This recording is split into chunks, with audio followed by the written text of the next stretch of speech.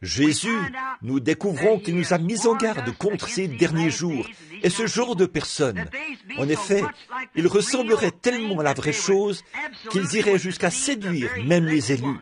Qu'est-ce que c'est? Ce sont des Judas, ces gens qui s'éloignent tellement du but. Observez, ils peuvent même aller jusqu'à pleurer, pousser des cris, prétendre chasser les démons et tout ça, et puis retourner leur veste et nier la parole. Tout à fait. Ils ont l'apparence de la piété. Ils ont presque. Observez jusqu'où Judas est arrivé. L'esprit de Judas est monté dans l'Évangile jusqu'à la Pentecôte. Mais quand est arrivée l'heure de son baptême au nom de Jésus-Christ et ces autres choses qui vont avec le baptême du Saint-Esprit, il est parti. Il s'est révélé sous son vrai jour. Et cet esprit peut vivre dans ces dénominations jusqu'à en arriver à cette vérité. C'est là qu'il rebrousse chemin, comme l'esprit qu'il y a sur ces gens. Cet esprit qui a précédé leur venue, tout comme Jean avait précédé la venue de Jésus. Eh bien, vous dites, Jésus a dit qu'il serait tellement proche. Maintenant, les élus, voilà la catégorie de gens dont le nom était écrit dans le livre depuis la fondation de la vie, qui croient, ou depuis la fondation du monde, qui croient toute la parole de vie. Ça, ce sont les élus. Or, observez ces gens. Maintenant, je dis ceci avec révérence, respect et avec l'amour divin. Autrement, j'ai moi-même besoin d'un appel à l'autel. Remarquez, Jésus a dit qu'il séduirait même les élus. Or ça, ce ne sont pas les méthodistes, ça, ce ne sont pas les baptistes. Eux, nous savons qu'ils sont des incroyants dès le départ. Mais c'est l'organisation des pentecôtistes qui se sont intégrés à cette dénomination. Ils ont délimité leurs frontières sans inclure la parole. Et ils ont délimité une frontière, ils ont fondé leur propre organisation et ont exclu la parole. Ils séduiraient même les élus. Ils sont exactement semblables. Vous dites, ils pleurent, ils poussent des cris, ils sautent en l'air, ils prétendent avoir des services de guérison. Judas aussi avait fait cela, ainsi que tous les autres. Ils sont sortis, et quand ils sont revenus, ils se réjouissaient, et tout cela, et même leur nom était écrit dans le livre de vie de l'agneau.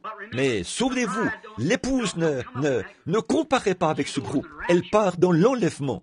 Au jugement, le jugement était en cours, et les livres furent ouverts, celui du méchant, et un autre livre, celui qui est le livre de vie, fut ouvert, et l'épouse était là pour le juger. Voyez?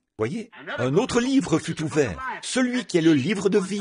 Là, il y a les brebis d'un côté et les boucs de l'autre. Voyez? Ces gens qui étaient morts là-bas, ceux qui n'en ont jamais eu l'occasion, ce sont eux qui seront mis à part. Mais remarquez maintenant, séduire même les élus. Observez ce groupe. Voilà le groupe qui suit tout bonnement. Oui, frère, alléluia. Oui, gloire à Dieu. Et là, au fond de vous, vous savez pourquoi ils se donnent tout ce mal avec vous.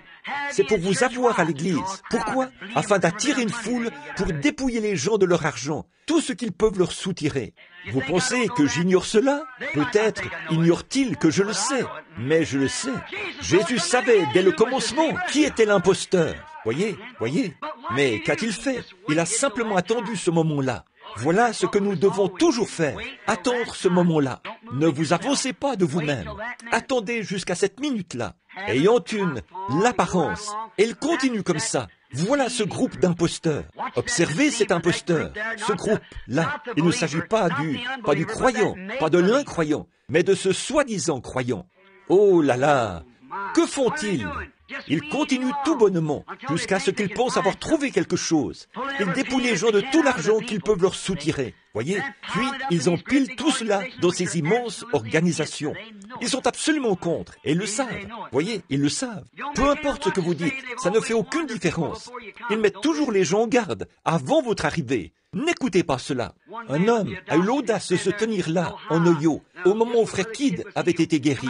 Il est venu là-bas sur l'estrade et a dit, « Bon, frère Branham est un prophète, ça ne fait aucun doute, quand il est sous l'onction. » Seulement, voilà, il a dit, quand l'onction n'est pas sur lui, il a dit, « N'allez pas croire son enseignement, parce que c'est faux. » Et il ne savait pas que pendant que j'étais assis dans mon bureau, le Seigneur m'avait révélé cela. Alors j'y suis allé, et bon nombre d'entre vous étaient présents. Et j'ai dit, pour quelle raison un homme dirait-il une telle chose?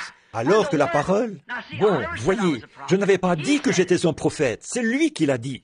Et le prophète, le mot prophète, un voyant dans l'Ancien Testament. Maintenant, la version anglaise de prophète signifie prédicateur. Mais le voyant de l'Ancien Testament était un homme qui avait l'interprétation divine de la parole. Et la parole qui venait à lui et ce qu'il pouvait voir d'avance prouvait ce qu'il était. C'était ce qui... Un homme qui dit qu'un homme est prophète et qui déclare ensuite que son enseignement est faux, si ce n'est pas là un moyen détourné pour chercher à faire de l'argent, qu'est-ce qui le sera? L'heure est proche, où cette chose sera dénoncée ouvertement. Oui, mais voilà, c'est cette sorte-là, c'est ce soi-disant croyant. Il vous passe la main dans le dos, vous appelle frère, comme Judas. Mais souvenez-vous, il savait dès le commencement. Encore aujourd'hui, il sait. Oui, monsieur. Souvenez-vous-en. Et tous ceux qui écoutent cette bande aussi. C'est vrai. Vous appartenez à l'une de ces catégories. C'est tout à fait vrai. Maintenant, nous allons terminer. Chaque personne ici présente, chaque personne qui écoute cette bande, et même si je dois un jour quitter ce monde, ces bandes continueront à vivre. C'est vrai, voyez. Vous appartenez à l'une de ces catégories. Forcément que vous appartenez à l'une d'entre elles. C'est exact. Vous ne pouvez pas y échapper. Vous appartenez à l'une de ces catégories.